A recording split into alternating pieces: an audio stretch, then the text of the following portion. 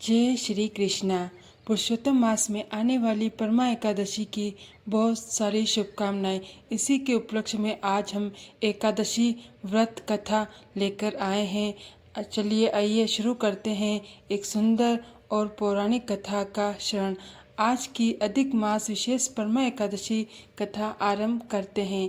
परमा एकादशी की कथा का वर्णन भगवान श्री कृष्ण द्वारा युधिष्ठिर महाराज को किया गया था। एक समय महाराज युधिष्ठिर ने पूछा, हे प्रभु, अधिक मास के कृष्ण पक्ष में आने वाली एकादशी का नाम क्या है और इस एकादशी के पालन की क्या विधि है। तब भगवान श्री कृष्ण ने उत्तर दिया, हे राजन, इस एकादशी का नाम परमा एकादशी है। ये शुभ एकादशी पापों का नाश करती है और भौतिक सुख और मुक्ति प्रदान करती है। इस एकादशी के पालन की विधि पद्मिनी एकादशी के समान ही है और इस दिन परम भगवान की उपासना करनी चाहिए। और इसी उपलक्ष्य में अब इससे जुड़ी एक पौराणिक कथा सुनो जो मैंने कामिल्य नगर के मुनियों से सुनी थी। काम्पिल नगर में सुमेध नामक एक पुण्यवान ब्राह्मण रहते थे। उनकी पवित्र नामक एक पत्नी सती पत्नी भी थी। पिछले किसी जन्म के कुछ पाप कर्मों के कारण वे ब्राह्मण निर्धन थे। वे भिक्षा द्वारा भी अपना जीवन यापन नहीं कर पा रहे थे। वे और उनकी विश्वसनीय पत्नी निर्धनता में ही रहते थे और इसके बावजूद उनकी युवती सुंदर पत्नी कर्तव्य पूर्वक उनकी सेवा करती रहती थी। उनके घर में अतिथि आने पर वे अपने हिस्से का भोजन उन्हें देकर स्वयं भूखे रह जाती थी। लेकिन उन परिस्थितियों में भूखे रहकर भी उसका मुख निराश नहीं होता था।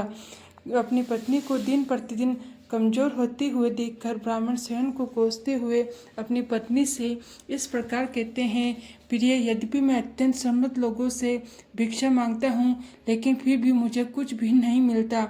मैं क्या करूँ? क्या मुझे किसी दूसरे देश जाकर धन अर्जित करना चाहिए? यदि मैं भाग्यशाली रहा होता तो मुझे कुछ मिल सकता है। बिना उत्साहपूर्वक प्रयासों से कोई कार्य सिद्ध नहीं होता। जो उत्साहपूर्वक प्रयास करता उससे निश्चित रूप से सफलता मिलती है, लेकिन जो मात्र ये कहता है कि मैं अपने भाग्य को स्वीकार करता हूँ, वे एक आलसी व्यक्ति कहलाता है।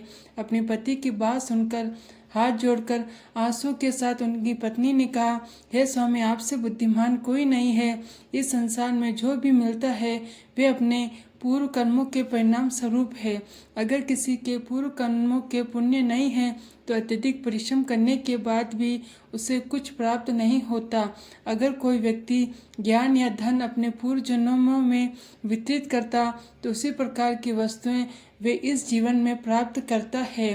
मनुष्य जो भी सत्कर्म करता वे उसे कई गुना अधिक वापस फल प्रदान करता है।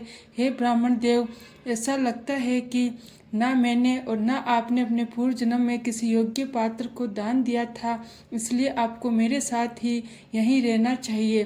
पति के बिना एक पत्नी का अपने पिता, माता, भाई, ससुर या अन्य परिवारों के सदस्यों द्वारा आदर नहीं होता है। यदि आप चले जाते हैं तो लोग मुझे अभागी समझकर मेरा तिरस्कार करेंगे। मैं आपके बिना एक क्षण भी नहीं जी सकती। एक सती स्त्री सदैव यही सोचती है कि उसके आध्यात्मिक रूप से उन्नत पति को प्रसन्न करना ही उसकी प्रसन्नता, परम कर्तव्य और सर्वोत्तम तपस्या है। हमारे भाग्य में जो है कालांतर में वे हमें मिल जाएगा और हमें पूर्ण आनंद प्राप्त होगा। इसलिए यहीं रहकर जो भी धन आपको प्राप्त होता है उसी में संतुष्ट रहिए।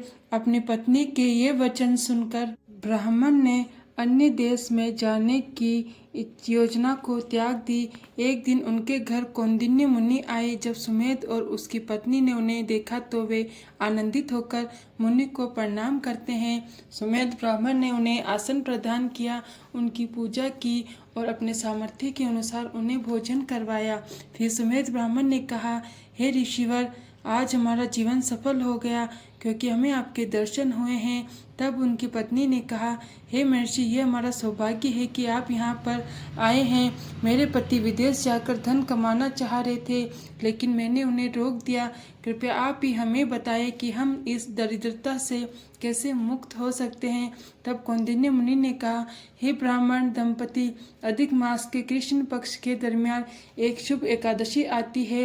ये भगवान विष्णु का सर्वोत्तम दिन है, इसलिए इसे परमा एकादशी कहते हैं। इसलिए ये एकादशी व्यक्ति के समस्त पापों का नाश करती है, भौतिक कष्ट और दरिद्रता दूर करती है। इस एकादशी के पालन करने से मनुष्य समृद्ध बनता है और अंत जन्म मृत्यु के चक्र से मुक्ति प्राप्त करता है। सबसे पहले कुबेर ने इस एकादशी का पालन किया था और उसी के फल स्वरूप भगवान शिव ने प्रसन्न होकर उन्हें धन के अधिपति देवता बनने का वर दिया था। इस एकादशी के पालन से राजा हरिश्चंद्र ने अपना राज्य, समृद्धि, संपत्ति और अपनी पत्नी तथा पुत्र को पुनः प्राप्त किया था और इसलिए आप दोनों को भी इस परमा एकादशी व्रत का पालन करना चाहिए। तत्पश्चात कौंडिन्य मुनि ने 5 रात्रि की व्रत का वर्णन किया। 5 रात्रि व्रत का पालन करके मनुष्य मुक्ति प्राप्त करता है। मनुष्य को परमा एकादशी के दिन से ही उचित विधानों के अनुसार 5 रात्रि की व्रत का पालन करना चाहिए। जो भी अपनी क्षमता के अनुसार परमा एकादशी से आरंभ कर 5 दिन का व्रत रखता है, वे अपने पिता, माता और पत्नी के साथ विष्णु लोक में जाता है। इन 5 दिनों तक यदि कोई एक बार भोजन करता है तो वह समस्त पापों से मुक्त होकर आध्यात्मिक जगत में जाता है। कौंडिन्य मुनि ने निर्देश अनुसार सुमेध और पवित्र दोनों ने परमा एकादशी व्रत का पालन किया। जब एकादशी और 5 रात्रि की व्रत पूर्ण हो गई तो एक राजकुमार उनके घर पर आते हैं। ब्रह्मा जी की प्रेरणा से राजकुमार ने उन्हें एक सुंदर राजसी सामान से युक्त एक नवीन घर दिया।